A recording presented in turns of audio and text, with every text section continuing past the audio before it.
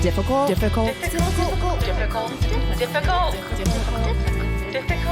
Women. Hello, welcome to the Difficult Women podcast featuring Marie Cecilia Anderson and Katy Frame. Yeah! We got a new announcer. It's a Zoom bomber. Yeah. he's wagging his dick at us, but that's a small price to pay for a free announcer. Well, normally we are in the same room potting, but nope, because of these wonderful times. I'm in Nashville, Tennessee. Katy Frame is in Brooklyn, New York. How you doing, Katy? Hello. I mean, you want to do a tiny bit of real talk for a second? I have been so sad, just profoundly sad the last couple of days. I don't know if everyone's kind of on their different waves. So I've been like really sad, if I'm really honest with everyone. Mm-hmm. How are you doing? I had a really awesome weekend. I tried to stay off social media. I put my phone down. I spent time with my parents because that is who I have. Yeah. But we had an awesome time for Mother's Day. We drove out to this place. It's about an hour and a half outside of Nashville called Evans Mill. They're not a sponsor. They would never sponsor us. But it's this really cool, this is so silly that they call it this. They call it a woodland luxury resort. All right. Yes. But it's just in the middle of nowhere. It was owned by, I believe he was a Tennessee Congressman. Evans is his name, I think. But it's a mill. It's an old mill from the 1800s, and they've converted it into a woodland luxury resort. And for Mother's Day, they had it's pretty expensive. Not gonna lie, I didn't pay for it because I am unemployed. But they did box lunches, and they staggered the pickup times, and so they had it very no same family was picking up their boxes at the same time, and then you could pick them up and then go anywhere on the property. And it's the most beautiful place, and they usually have 2 lodges, I think, and a couple of cabins that you can rent. So it is a place that families come, but I think they have a lot of conferences, and then their bread and butter is weddings, of course. Yeah. And they are not doing those right now. So they're really trying to get creative on how to keep their company going. And I felt really safe. I felt, we weren't around other people really. So all in all, it was pretty good. It's exciting to think of where things may be headed, I guess, during this. But then I keep thinking, I was talking to one of the women working from a far, 12 feet away. I was talking to her about how I've been in hospitality in New York City, and I don't know how we could do something like that there, but. Yeah, but there might be something, maybe like some of those places that are near the park or something, or. Did you see? Or maybe there'll be a different kind of. Did you see in Amsterdam, they're doing small greenhouses? Yes. Actually, I did see that. I think some places in New York could do something like that, maybe for outdoor seating. I don't know. Right. Or even indoor seating. I don't know. You could be in a small box. Maybe. I don't know. Just be not in a small box while you eat. I don't know. Yeah. There's a place there's a hotel in Williamsburg that has basically like a greenhouse, but it's for the table. So it's like a party of 8. But it's like a private space, and it's like, I don't know if it's glass, but it's clear, and it's beautiful. And they put like beautiful candles in there and stuff. And so, you can make it look fancy as fuck, Yeah. Make a small weird box very fancy. Something to look forward to, sitting in a box eating a meal. God, great. That's great. So that was good. And then this week, it's so weird.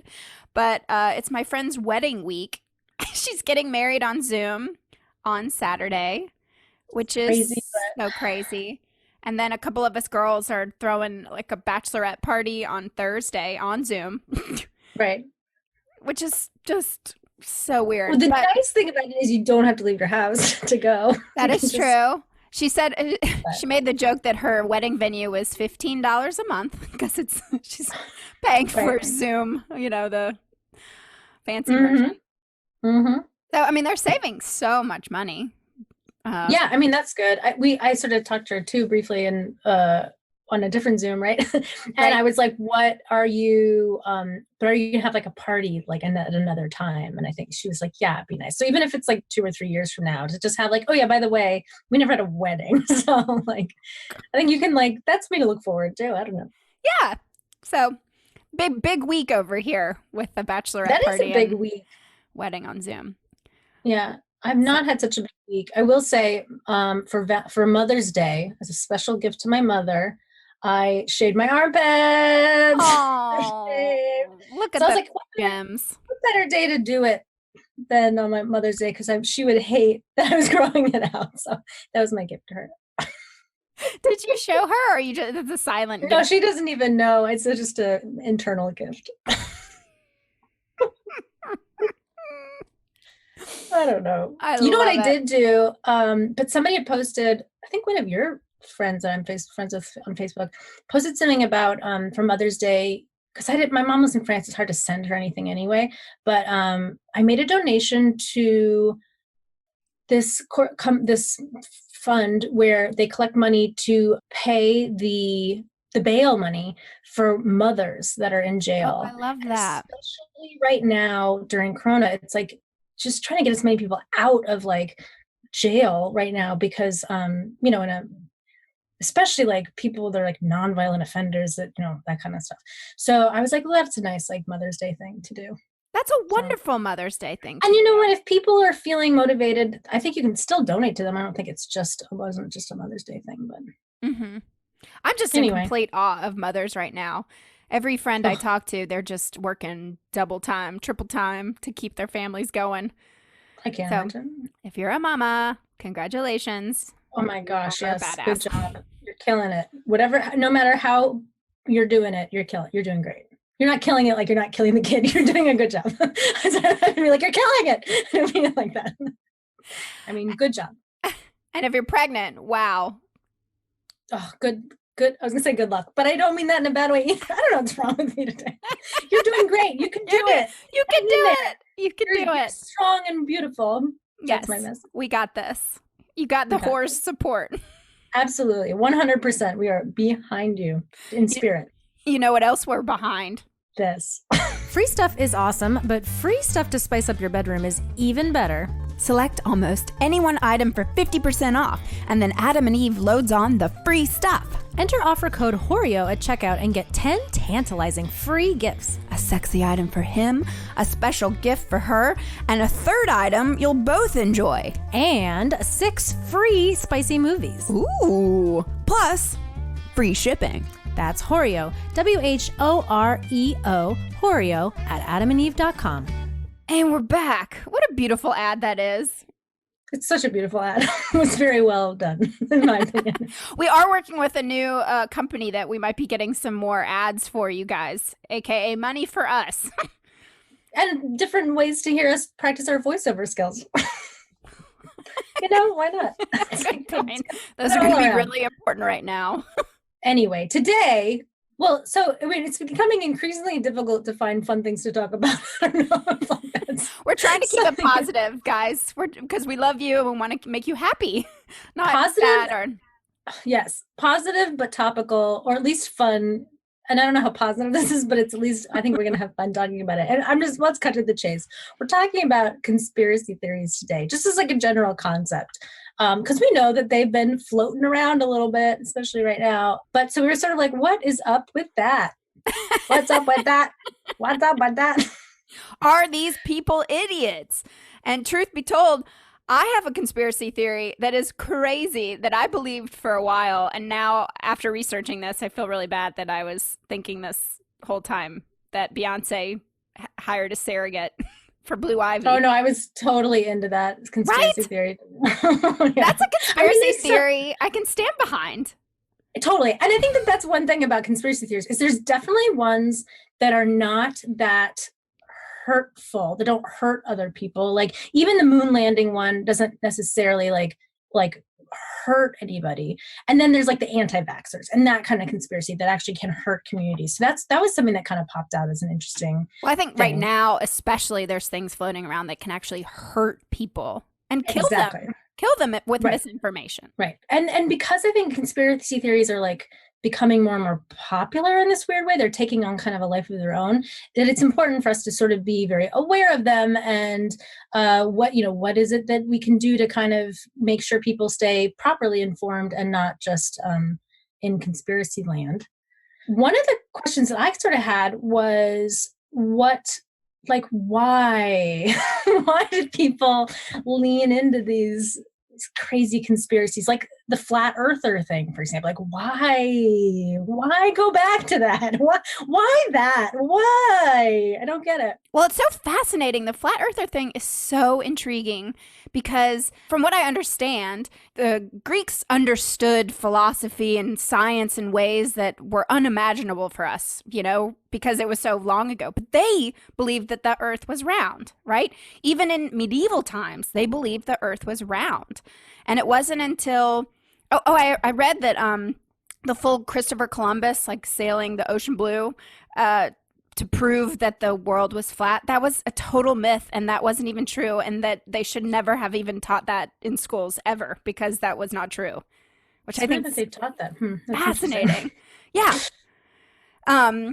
But in the 1800s or so, that's when people started ignoring all the scientific research and then trying to prove it, kind of like reprove it to themselves or something, to see for their very own eyes. And so in the 1800s, that's when I was watching this whole thing on BBC about there was a scientist in England that was trying to prove that the earth was flat. And as a scientist, he was a scientist, and so he was trying to prove if you have going out into the horizon or so, if you have a long canal of water, then mathematically, if the earth is round, if you have a boat with he put like a flag on it that was a meter tall, and then he had a telescope and he measured the horizon as the boat went down this long canal for 6 miles. The boat never, it continued going straight the entire time. And so he sent out this whole big, pamphlet of how, trying to debunk that the earth is round. I think this was late 1800s or so. But it's because of physics, the speed of light, your perception, gravity. I mean, it's just all sorts of factors. Too many factors that scientists over hundreds of years have proven that is not true. But this man with a boat and a telescope believed that he was right because he saw it for his own eyes. Okay, but so I would even give him a little bit more credit than I would give these flat earthers. And the only reason why is because we didn't go into space until I don't know, the 60s or something. So imagine living on the earth and never having seen the earth from the outside. We grew up in a world where you saw it from the outside, right? Mm-hmm. So there's like a little more something to me about a little more gravitas in the scientists being like, are we sure about this? And let me just double check because I can't tell. And then it's all theoretical sort of, except that there is science. I mean, you're like, no, but now we're explaining, gravity and all that stuff. But what I can't get behind is that then once we were shot into this space, right, you can see that it's like, oh yeah, it is round. Look at that. Like if we'd been shot into space and it was like a cube, then I'd be like, whoa, we were wrong the whole time, or whatever. You know what I mean? Mm-hmm. But then the flat earthers want to be like, well, those aren't real pictures, or it's not. Why are we stretching for these answers that aren't just obvious? It's like, just go into space. Just go. And pretty soon we're all going to be able to go into space, and then you can see for yourself. It is round. And then are you going to be saying it's still flat?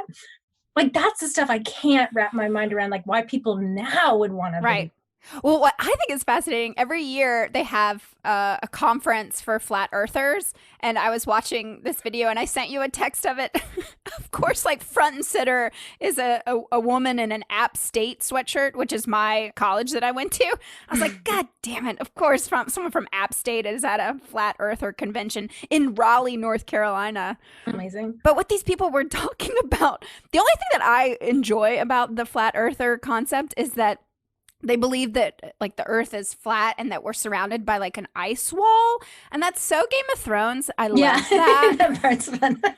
Well, that was, so I guess, so what I found was that there's a couple different versions of what they think the flat earth would look like. One is that it's like, it's just like a circle, a flat circle, and that I don't remember which one, but Antarctica is like in the center, and then the other ice caps are just sort of around the outside. But then there's another thought that is that it's, once you hit the ice on the outside, it's just infinite. There's no boundary. And they say the reason, like, so that because there's no boundary, that's why we can never get to the other side of it. And that it's basically just it's just a sheet basically that separates two worlds. So cool. It's like, and that was one thing that I found was that I think especially earlier, before, like in 2013, when this was sort of starting to kind of take its own on a life of its own, they were having these conventions. This one guy that was talking about it was saying that like a good chunk of people that would go to the conventions didn't believe that the earth was flat actually, but they're science minded and they really enjoyed the thought experiments of what if the earth was flat? How do we use mathematics to try to prove like how that would work? And they got very, if you manipulate information enough and try to say like, well, but if you ignore this factor, then we can prove that, gravity isn't just the, centrifugal force or whatever. It's actually that like the earth is moving into the apple as it's falling or whatever. I mean, like there's mathematics you can kind of like play around with to try to get to prove this. But this guy was saying that kind of sciencey thinking is kind of gone out the window. Like those kinds of appeals are not what makes it appealing anymore to the people that are actual flat earthers that actually believe that the earth is flat. And I thought that was fascinating too, because I was like, well, why not lean in on the science then? But people don't understand it. You know what I mean? So that's not going to be the appealing part of it. Well, I saw this one guy who was like, well, I just got to say, I feel like it's a gut feeling. Oh, God. It's just in my gut. I feel this one way. It's flat. I was like, oh, yeah. Good. Well, went to my college. No. That guy is Donald Trump. I mean, that's how Donald Trump does everything. He's like, I have a feeling that this, whatever, coronavirus isn't real. You're like, what are you talking about? Like, but why?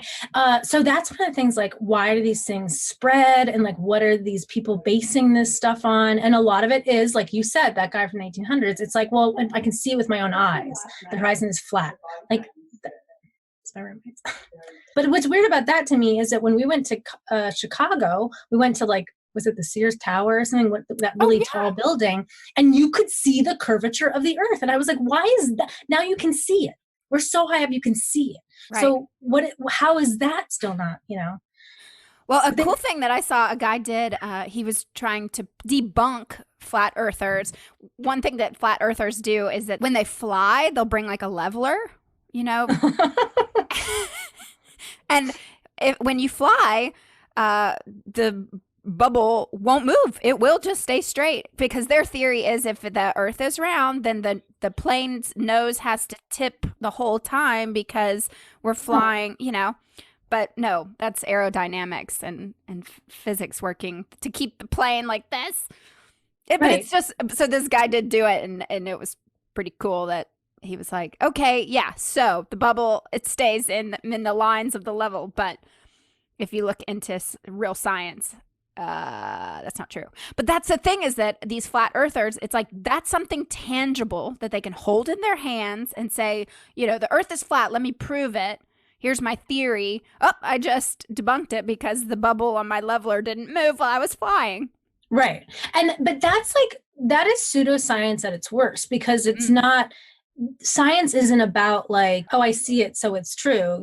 There was something I was watching about how there's stuff you can't always see that then becomes something, or you can prove that it's true even if you don't see it. So for example, like in the 1700s, if you like had somebody watch a bolt of lightning, and if you said to that person, like, do you think we could harness that to light up our house? Like, do you believe that same electricity is the electricity we could like live with? They'd be like, what the fuck are you talking about? You know what I mean? So there is this like level of like, you had to have science step in to prove that like, no, we actually are electricity. We can do these things. So I think that like, why do you believe that we can like turn the light on, but you don't believe that the earth is round?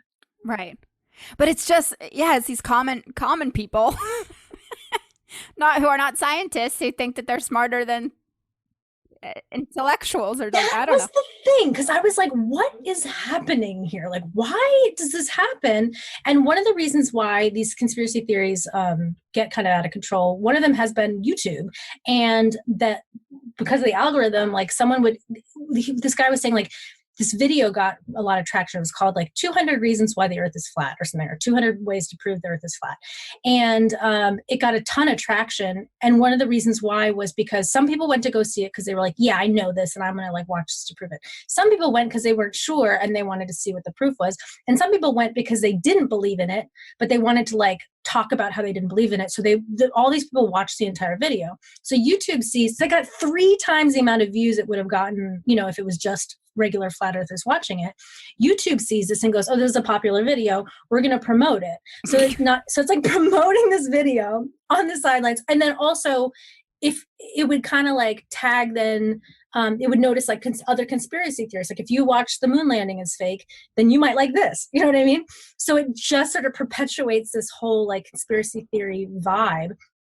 And the more like videos that are made like this, the more you can get convinced that it's true, because you just have you feel like a lot of people believe it, and you feel like they're making good arguments because they're like, because you don't know the science. So when they're like, but the earth is, but your horizon is flat. So, and then you're like, yeah, you're right. The horizon is flat.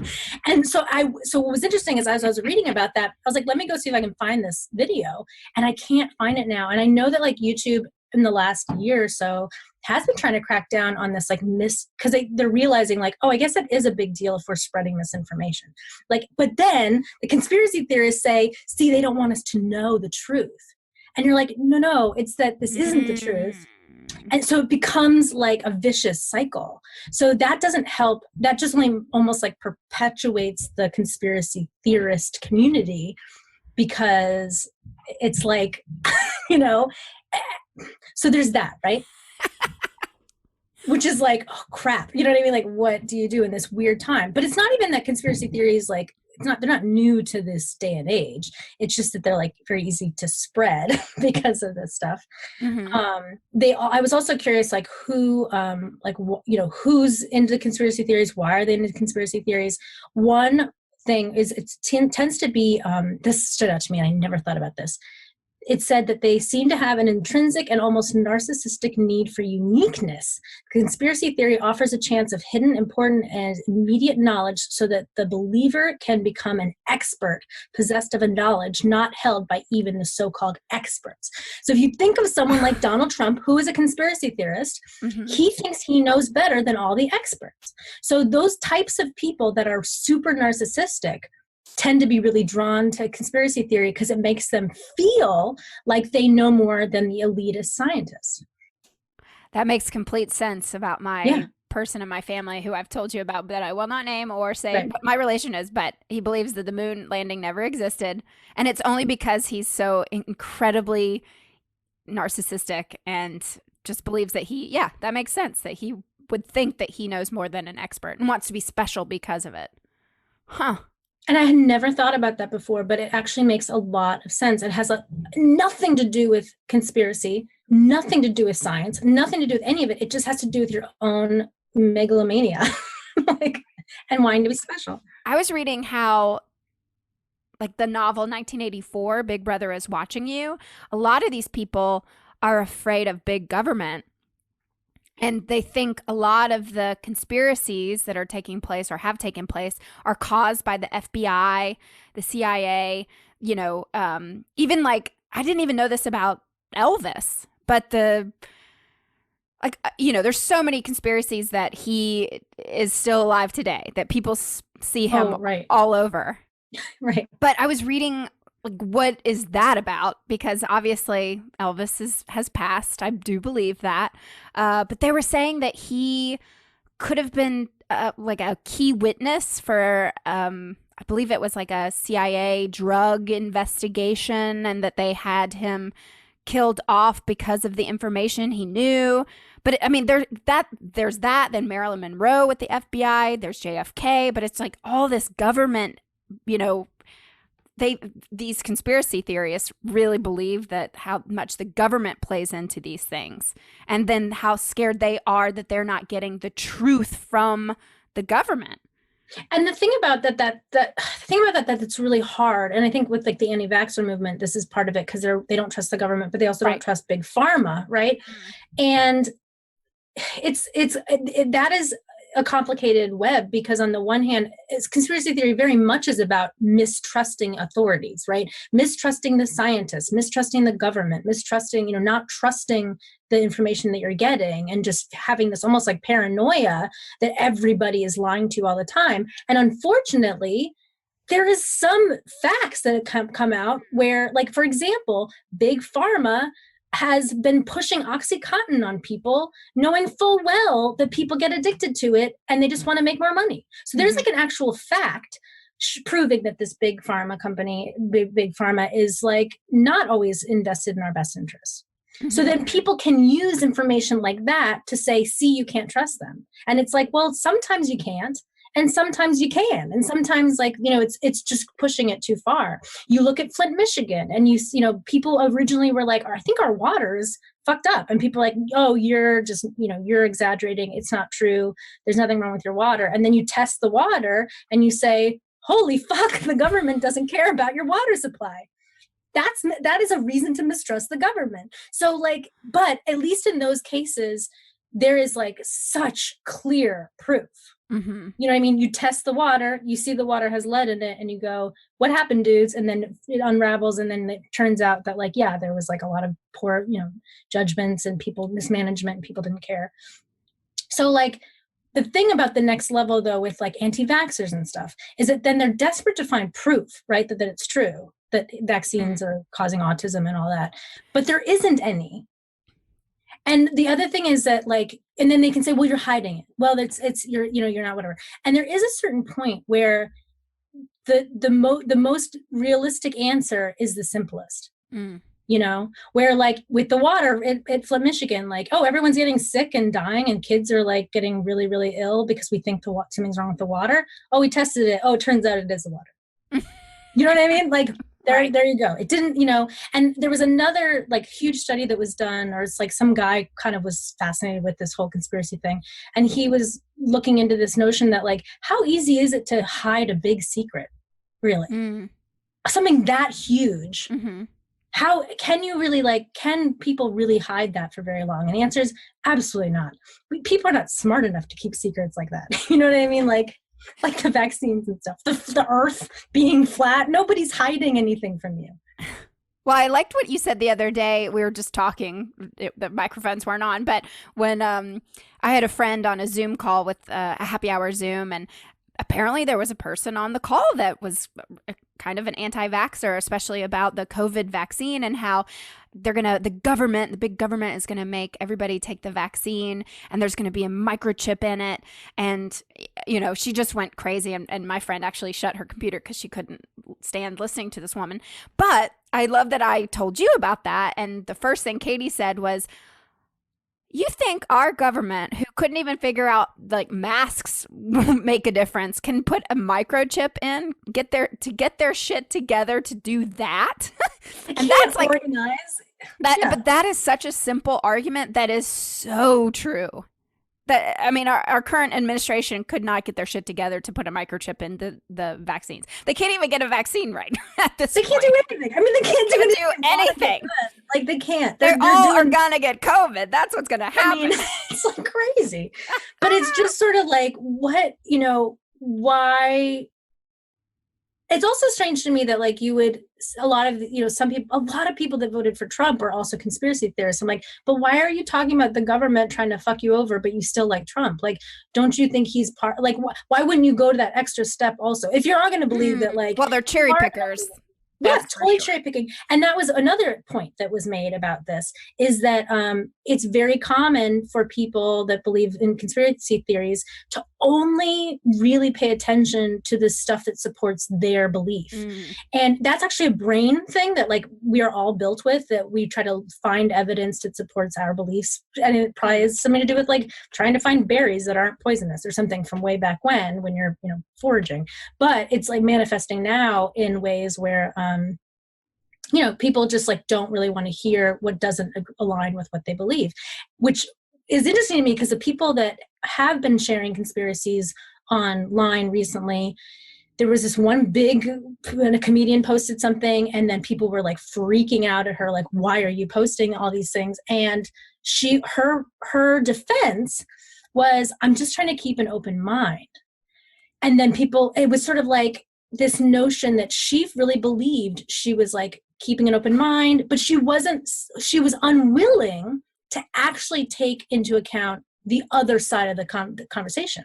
So anytime someone would be like, okay, fine, you say you have an open mind, then what about like this proof that your conspiracy is wrong? And she would just keep being like, I'm just trying to have an open mind. I'm like, but that's not open. Like, I don't, you convinced yourself that you're being open-minded, but in fact, you're only listening to stuff that supports your belief. And that it's like almost like a brainwashing that they do to themselves. It's just going to get worse and worse and worse. And it's thanks to the internet. And it's especially thanks to Facebook and YouTube and, all these platforms that allow these people to find their other people across the world and come together and have these conferences where they can, high five. Right. Well, and one thing to think about too, if you are somebody that's like, well, yeah, but what about having an open mind? Like, listen, I'll tell you what, one of my favorite things to do is hear people's opinions that are not my opinions. Not everybody likes to do that, but I love to hear, I'm curious, like, why do you believe this? And I really want to hear you. I want to and sometimes you might be able to change my mind a little bit on certain things if it's, whatever. So that's it's not that it's not open-minded to I watch these conspiracy videos sometimes to just hear what let's hear. Maybe you have a good point, but then you have to do your due diligence to find out, well, why are they they saying this? Who's paying for this video? Who is, what I mean? Like, what do they get out of this if you can believe it? What do the people what does the government or the lizard people or the Illuminati get out of you trying to trick you into believing that the earth is round? What do they get out of that? Why would we do that? Why? Yeah. So what, those are the questions I'm curious about, what? And I can't seem to find good answers for any of them, for some of these things, but. My big question is, how old is Lord, really? She's, that's a conspiracy that's true. She's actually 78 and she eats children and babies and that's how she stays so youthful. That one we can prove. No, I was kidding. That one we can prove. I've heard that one through the years that she's actually 45 years old or, she's always lying about her age, but that's so ridiculous. It's just, to me, it's just really?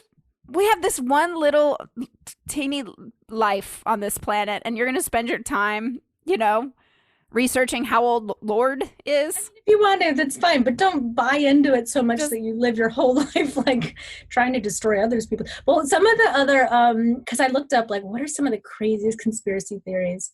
I was going to say, one is that the Queen of England is a cannibal, and that's how she stays so vibrant for so long, as if other people have never lived to their 90s before, but okay.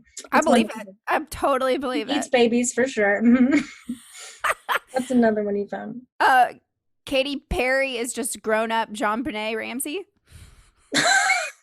There's so much about it. Oh my God, that's really funny. Why did they think that? She doesn't even look like John Benet Ramsey. I know. Avril Lavigne is dead. There's actually a lot about Avril Lavigne is dead. There's, that's one of the early ones was Paul McCartney is dead. He died in the middle of the Beatles, and then they replaced him. Right.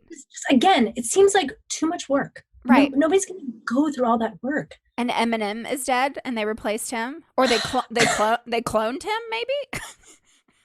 I mean, sure, why not? We're gonna clone one person. You're gonna pick fucking Eminem, really? how about this one started by InfoWars' Alex Jones, who God. is, one of the best of the best. He started a conspiracy theory that people love. They really want this to be true, that Michelle Obama is a man and she murdered Joan Rivers. Yes, I did read that. And the fact that he talks about it. And then people believe it. Right. I mean, that's the thing that's there's so many conspiracies that the Obama administration has done all these killings and had people murdered and, Oh yeah, they love and the Clintons murdered everybody and all that. So people love to believe that. There's one more that I really thought was why? But it's so good. It's that Robert Kardashian, Kim Kardashian's father, who passed away, that and Ted Cruz are actually the same person. They don't look alike at all. And that so Robert Kardashian became Ted Cruz so he could just get away from the Kardashians because he didn't want to be part of the family anymore. Wow. I was like, that one might be true. No. Well, I read that some people believe that aliens killed Marilyn Monroe because JFK, while they were, having pillow talk, JFK and Marilyn Monroe, that he gave, top secret information about aliens, landings, UFOs, all this sort of stuff that she shouldn't know. And so the CIA was going to kill her, but then the aliens took care of it. I love how the CIA just missed the window because the aliens came first and snuffed her out. It was over. Well, I think I told you this in my high school. We had a teacher. He was our biology teacher, Dr. Morrison, and every year, and he was a teacher. I don't know how long at my school. 10 years, 15 years, I don't know. Every single year for 2 weeks, he would stop teaching his science class and do a conspiracy theory about JFK. And every day he would have a presentation for us and we would discuss it. And he traveled all over the world presenting his findings. And, but finally a parent, after I had graduated, finally a parent was like, wait a minute, you're not teaching biology, you're teaching what are you doing? But till this day, I truly believe because of Dr. Morrison that JFK, there's he broke it down and he has this picture of a shadow of a man at the grassy knoll with the shadow is a man and then you can see a shotgun. And so he has this whole big theory of who killed him really and where the bullets were coming from. And I mean, the fact that it's a public school and that he would stop class just to, kind of show off his ego or, show that he's his own expert on this and, brainwash all of us. I mean, I see my friends or not recently, but when I used to see my friends here in Nashville, we would always go back to talking about Dr. Morrison and the JFK conspiracy theory that you and I got to go to Dallas and you were able to walk me through it we went to the spot and I was like, oh my God, it's true. But I don't know. I mean, and that's the thing. It's there are some things that I think that there's maybe again, it sort of comes down to, it's not that there's a glimmer of truth in every conspiracy theory, because I do not believe that at all. But I think that the distrust is coming from a real place sometimes. There are little morsels of distrust where at that time, was it LBJ or something was the vice president? And nobody trusted him. And probably because he was a slimy guy. Right. I'm not saying he did all that stuff, but it doesn't help that I think it was kind of awful. So it's it just helps perpetuate some of these things. Big Pharma sucks about a lot of things. That makes it really hard to try to convince people that it's not all true, And then I think that it's not that we should just blindly agree with everything we're told by any means, but again, it's due diligence. There's a difference between open-mindedness and critical thinking, or being open-minded is one thing, good, but also the next step is critical thinking. And that you have, it sounded like your teacher did a lot of critical thinking though, and he spent a lot of time. So maybe, I don't know. It's amazing. It was, I didn't learn too much in my high school, but that I certainly kept with me through the years. Stuck with you. Also it's kind of fun as a kid to be oh my God, okay, what are we talking about? Oh, it's great. It was so great. And it was also cool. When I was a senior, my little sister was a freshman, and I was wait till you get to Dr. Morrison's class when he talks about JFK. It's like, screw, biology. Wait till that. Yeah. Well, a couple of the things that stood out to me in terms of like who's believing these things, how are these things spreading, what's going on. One of them is that like, again, like the mistrust, but not just mistrust, but like fear is a really good way to like get people to mistrust others. So it can be like fear is a great way to control a population, right? And to get them divided against each other and to get them, the thing about like conspiracy theorists right now is that it's a great way to divide us as American citizens, right? And that's why the Russians are constantly feeding us. They love it. And that's why Trump probably loves it too. Right. He loves like this misinformation because it, whether or not he even believes it, because it makes us make each other the enemy. And I was listening to this like kind of spiritual guy talking about like fear and how naturally humans are born and even as we've experienced this as we've traveled across the country, naturally humans are good. For the most part, every so often there's a psychopath that's born that has something wrong with their brain. But other than that, like most people on this earth are good and want good things for other people. And the only thing that turns people against each other is fear. And so, conspiracy theories are all about like leaning into people's anxieties and people feeling out of control and powerless. And if they have like a narrative that seems to make sense, even though they're kind of putting together dots that aren't necessarily connected, that can make them feel like they have more control. So that's one kind of way of dealing with that anxiety. The other side of that anxiety is sometimes these conspiracies can make people leave people feeling even more anxious and more scared, which again is only good for like perpetuating fear and keeping people kind of separate. So, and they also said that one of the things too, it's like, again, mistrust and not trusting scientists and stuff and these elitists. If people don't take their thoughts seriously, then already it doesn't help with trusting a science. So if you say, well, why, what if the earth is flat? And the scientist is like, oh, you're stupid. That doesn't help like build a rapport with like scientific community. And they were saying too, that a lot of people that follow conspiracy theories, there's not an overlap between people that share science news online and people that share conspiracy theories. They do one or the other, and they tend to do that because like the people that believe fully in science don't believe conspiracy theories. Like there's not a reason why. But that mistrust in science and these experts is there's also that idea of elitism, right? That's like really popular right now. The elites. And this guy was saying like, there's a difference between like having a lot of money, being rich or something and elite in that way. And then there's like, but they also will call scientists elitists. And it's like, they're not elitists, they're experts in their field. What's wrong with being a mechanic is an expert in his field. He's not an elite. Just because he can say your car is broken because of this doesn't make him an elitist. It makes him an expert in his field. And that we just have lost that. We're missing something there. That's why we're having this conversation right now during a global pandemic, is because fear and anxiety, I don't know about you, it's at the highest it's ever been over here. Yeah. And so, I mean, you peruse the internet, Facebook. I mean, I feel like I've just been reading one thing and then it'll be debunked in another article. I'll read this one thing and whatever. And so I can understand why conspiracy theories right now are thriving, because I don't know about you. I mean, I know I trust science more than anything, but I also am reading so many op-eds and people speculating about these things and this and that and this and that.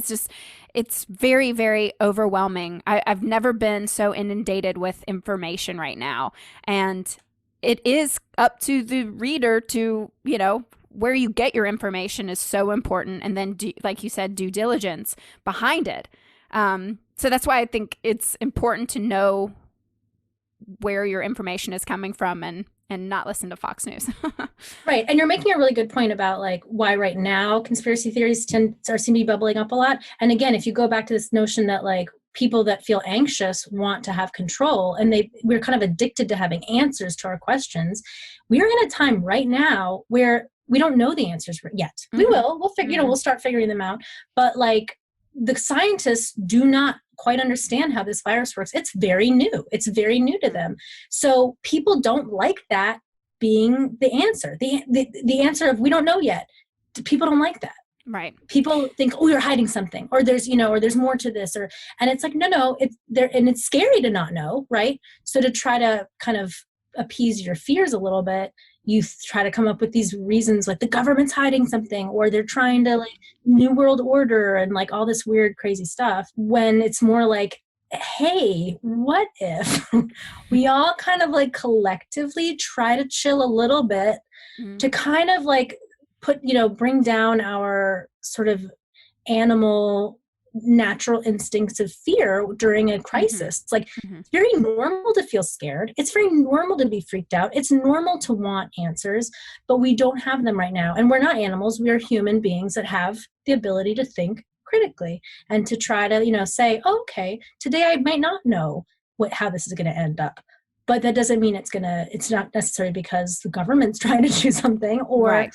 You know what I mean?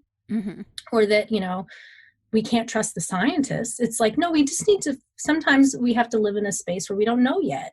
But we live in a world of we've been living in a world of instant gratification. So this idea, and then people want to say well, if these scientists are so smart, how come they hadn't figured it out yet? It's like, well, that's just not how science works. It takes a minute. Right. And that's why it's so fascinating to see the data that's being collected around the world. In Sweden, I mean, everyone's trying their own different ways of handling this. And I hate when, I was, talking to a friend, he keeps comparing us to Sweden. We cannot compare us to Sweden because we love talking about Sweden on this podcast. It is the most wonderful country filled with beautiful people who are kind. I'm generalizing like crazy and speculating, but it's not the same. It's just not the same. It's apples and oranges. And I don't know what my point really is that except to just, listen to Science America and shut the fuck up.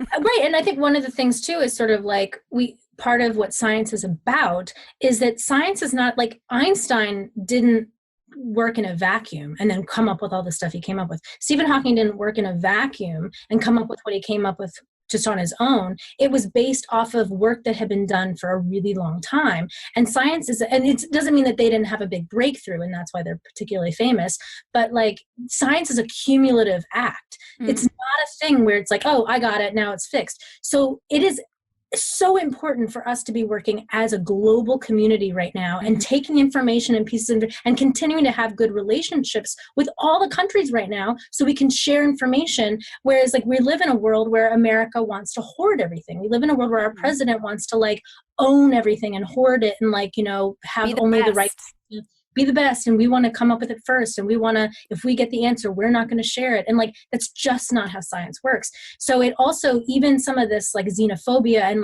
him trying to blame China for all this right now is a really bad idea, partly because China's a little bit ahead of the curve on all of this. They have a lot of great scientists and things, and we can learn a lot from China's trajectory right now and what they've been going through if we're open to having conversations and talking to the scientists and being open to these things. But if you're just fuck China, they started this, it's a conspiracy against us, it's everybody's going through this right now, dudes. It's not, this isn't about America even, this is about all of us. So that's also an unfortunate part about the science deniers or the science, is that people don't understand how science works and how you develop vaccines and how you come up with ways to secure things, and whether it be a vaccine or not, or how you even the social distancing, right? Somebody shared this great graph of where are the countries that are doing well right now and actually getting closer to actually being able to safely reopen, and which ones aren't. And guess what, guys? America is very low on that list right now. We're not in a position to be ready, but we could be. We can be. There's some of these countries are doing it. So there's so much hope there, so much hope. But you have to really that's where experts are important, and that these conspiracies do not help. They do not help. Yeah, you can't listen to your gut feeling, my friends. No. My gut feeling right now is telling me to scream around the room and tear my hair out and cry every day and buy as much Jell-O pudding as I possibly can and shove it down my throat for to be ready for the winter or something. I mean, that's what my gut feeling is saying. That's not helpful. It's not helpful. Come on. Yeah, I know. It is a very scary time. I have one more thing about what we can do next. Some options for trying to curb some of this spread of misinformation. So things that we can actively do and things that might be new ways that we approach some of this stuff. And there was one thing that was really interesting was that there was an experiment in Norway where they're trying to play around with this idea of putting a quiz at the end of a article. and that you can't share the article unless you take the quiz and then prove that you understand cognitively like what you've just read, that you've critically understood what this article is about really. And so then what it basically does is it doesn't like prevent you. First of all, they said it gives you a time to kind of calm down before you like send the article everywhere, like, knee jerk in a knee jerk way. But also, so you're not just like adding more to the noise of what's going on and the confusion, but also that it doesn't censor you from sharing it. It just shows you that like, if you can't understand this article, then you're not able to share it yet. If you reread it and you really try to understand it, then you can share it. So it's not that you're not allowed to share it, it's that you can't share it unless you understand it. And I think that would be lovely. I don't know if Americans would ever get behind that because they don't like to read the articles. I was about to say, I don't want to take a quiz. Yeah, well, but the quiz is like every, just to like double check that it's like, do you understand what you're sharing right now? And no, that's a which is brilliant. An interesting thing. Yeah. They also said that it's, people that are really, really set in their beliefs, as we've heard a lot recently, it's like the people that are really set in their beliefs, it's not those people that you're just not gonna be able to change people's minds. So it's sort of the people that aren't sure yet that we can have conversations with and try to really provide them with fact-based evidence and fact-based things and, just be more compelling and be kind to people. It's not helpful. It's really not helpful. Even if you're like, why the fuck is someone saying this thing? It's not helpful to attack that person and say like, are you stupid? It only reinforces their beliefs because they're like, nobody likes to be told they're wrong so much. But I think if you want to say, like, one thing is you can send another video or fact sheet saying like, oh, here are some things debunking that idea. I would love for you to take a look at this and tell me what you think. You may or may not agree with it, but at least like, if you truly are open-minded, then you should want to see both sides and kind of like be a little more gentle with that. And then the other thing that we can all do too, all the time, is be much more careful about what we're all sharing online. We all have a tendency right now in this crazy online world. I definitely am not a victim of it. I'm a perpetuator of this. And like, I am the queen of just reading the headlines of things sometimes and being, I heard about an article but right. And not necessarily knowing what you're sharing. So don't share things unless you've actually read them and understood them. Don't fall for the clickbait thing. There was one example of, did I tell you this story or somebody else? That there was an article, I think it was you, but there's something was flying around that was just a very poorly written headline. And it was like, coronavirus can be spread through the soles of your shoes. Oh, yeah. Which made it sound like it could come in from the bottom of your shoes. So if you don't read, and I'm sure they picked that headline on purpose because they're trying to sell newspapers or whatever.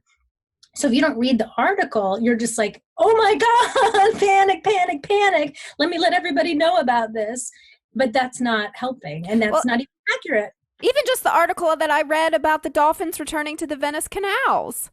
Misinformation. Totally. With a beautiful headline that I was so eager to share with everyone I knew because I was so happy about it. But it turned out not true.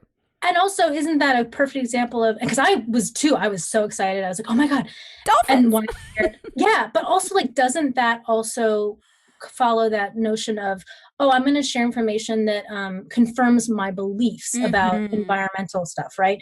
Where there actually isn't any facts to that, it turned out. But I'm very quick to want to see those things, unfold the way that I want them to unfold, So we all do it to some degree, and some of it is more dangerous than others. So that's how to help a little bit. Whew. I feel like my anxiety has gone down a little bit during this recording. How about you? That's good. I feel like mine is too. I feel like I have a lot of hope. You know what I mean? Like, that's where I'm always trying to look for the hope in all these things, because like, sure, we can spend our time focused on like how everything can go wrong. Here's another hippy dippy thing I'm just going to throw out there because why the fuck not at this point? There's sort of also a notion of like collective consciousness, and that if we are all in freak out mode, then things kind of, it's going to be hard to get things done positively. And I mean, even just on a practical level, like if you're in fight or flight and what we really need to do is like calm down and come up with solutions, then it's going to be hard to come up with solutions. So one of the things that we can all do together, and even if it's just alone in your room or like, because it does manifest other ways, it spills over into your relationships with other people and the way you talk to people and treat people and share information with people, and is to be more centered, try to stay hopeful. You know, if you have bad moments, that's totally fine and allowed and normal, you know, but there are two ways to look at this. We can, this is a big, crazy, painful, scary time. But again, like it can either, you can either be like, it's doom and gloom, or you can be like, there is something really special and amazing about not just this time we're going through, but there's something on the other side of this that has a potential for like really amazing, wonderful changes that are going to help lots of people if we could all stay calm, you know. And it doesn't have to be every single person on the earth. It's just the more of us that can like have that energy, the more likely that things really will end up in a really positive place at the end of all of this, and that we can get through this, you know. Mm-hmm. Ooh. So stay, you know, everybody stay optimistic as much as you can. Mm-hmm. Have your down days. I get it. I definitely have been crying a lot the last couple of days. Yeah. But the thing that helps is when I just try to be like, okay, it's okay. Just take it day by day. Mm-hmm. That's the thing. That's the biggest thing that has helped me is just, I don't know what's going to happen tomorrow. I have no idea, but I do know what I can control today. And Totally. so I've just been trying really hard to stay present, and my happiness class at Yale online has really focused on 30 minutes of exercise really helps your happiness levels. And then also 7 to 8 hours of sleep a day. So I'm focusing on 30 minutes of exercise, and I sleep a lot. And honestly, that has kept me more chill lately. Yeah. And find the things that you enjoy, you know, and like, I think also one of the things that can keep you present is like, you know, if like you bake a cake or something, like you can stress eat that cake real easily, right? We all know how to stress eat. But what if instead you just stop for a minute and you're like, I'm going to enjoy this, my first bite of this cake. Let me just really savor it and be like grateful for this life that we're living, even though it's weird right now, you know, that I get to taste the taste of chocolate. And like, that really helps you feel grateful and joyful and like present, you know? Yeah. Mindful eating, baby. Totally. Mindful everything. Mindful music listening, mindful TV watching, mindful, you know, and it doesn't even mean if your favorite show is Keeping with the Kardashians, then enjoy it, baby. You know, just watch it and be like, I'm just savoring this episode of Kim's whatever drama. Fine, you know. Oh, anyway, God. That's great. Just trying to stay positive. I don't know. I mean, I'm also very freaked out. I'm so fucking horny right now. It's killing me. Again, I think I used to think that I wanted to be with a comedian, you know, but now it's just a scientist. I want to marry a scientist. I want to marry a smart, sexy man with like a lab coat, because I have a fantasy in my head and I want to make it happen. Nah. Do you just need the lab coat, or does it have to be a scientist? Because you just buy. You know what? To be honest, it don't matter right now. Microscope and a lab coat, part of my fantasies. You can be a flat earther. I don't care as long as you got that lab coat. No, amazing. Sure, why not? Sure. Well, this was really fun. I was a little nervous talking about conspiracy theories because of everything that's going on, but this actually made me feel good about some of them. Yeah, and I think that overall people are reasonable and want to be reasonable, and you know, there's hope. It's also really fun to Google conspiracy theories. Really fun. It's so fun. I mean, don't get too convinced on things, but it is sort of fun to play. Oh wait, I have one last one to leave us. Tell me. Nicki Minaj is just a sped up Jay-Z. There's a whole thing about it that she's not even singing. It's just always just Jay-Z sped up.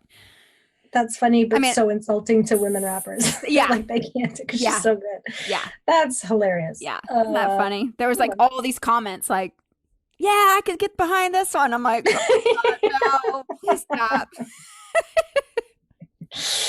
Well, on that note, it's perfect. I'm going to go listen to some Jay-Z sped up and see. Oh, I'm going to go listen to Jean Bonnet. Katy Perry. Well, guys, thank you all so much for listening to us. If you have any thoughts on this, please email us at difficultwomenpodcast@gmail.com. If you haven't, here's something that we should really be pushing that we don't. If you haven't, please write a review for us on iTunes. We haven't gotten one since the global pandemic started, so I've been distracted. It's okay, but we'll just kind of refocus you. Yeah, that's fine. You know. If you can, just go to iTunes, write a review, give us 5 stars if you want, write us a review. It really, really helps our algorithm. Yes. So thank you. And it helps the lizard people get to hear our podcast too, and the Illuminati. We're just trying to get them to listen. Okay. All right. Thank you all. Bye.